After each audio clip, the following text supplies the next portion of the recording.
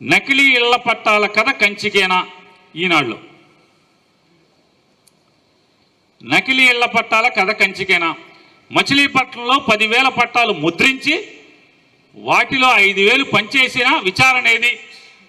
గన్నవరం ఘటనపై కేసు పెట్టినప్పుడు ఇక్కడ ఎందుకు మినహాయింపు? నాడు ధర్నా చేసిన కొల్లు రవీంద్ర కూడా ఆ విషయం మర్చిపోయారా? తహసీల్దార్ కార్యాలయంలోనే తయారీ, మచిలీపట్నంలో పేదలకు పేరిన వర్గం పంచిన నకిలీ పట్టా అని ఒకటి వేసాడు. ఈ పట్టాలు నకిలీనా ఏంటా అని మీకు చెప్తాను. ఒక చిన్నది, అసలు ఈ బందర్లో పట్టాలు ఏంటి, ఎలా స్టార్ట్ అయింది చెప్తాను.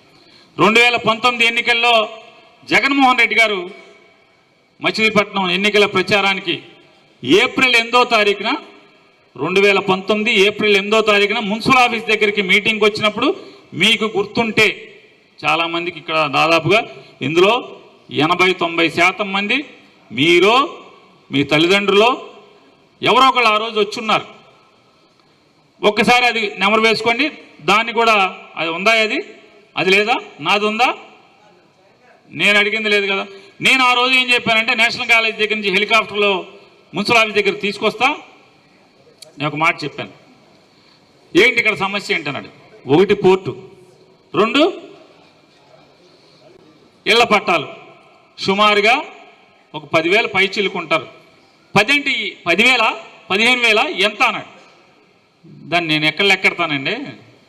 ఓ 10,000 పైన ఉంటారు వాళ్ళకి మాత్రం మనం 1 పోర్టు పని మొదలెడతాం, 2 ఇళ్ల స్థలాలు కొని ఇళ్ల పట్టాలు పంచి పెడతాం అని చెప్పని ఈ 2 మాత్రం మీరు చెప్పాలి ఖచ్చితంగా అని చెప్పి సరే అన్నాడు. పైకి ఎక్కాక నేను మాట్లాడేశాను, నేను కూడా ఇవ్వాలని చెప్పాను. అయ్యాక ఆ రోజు జగన్ గారు ఏం మాట్లాడాడు కూడా ఒకసారి ఆ వీడియోలో చూడండి, లేదా ఆడియో ఇటు వినిపించండి ఒకసారి.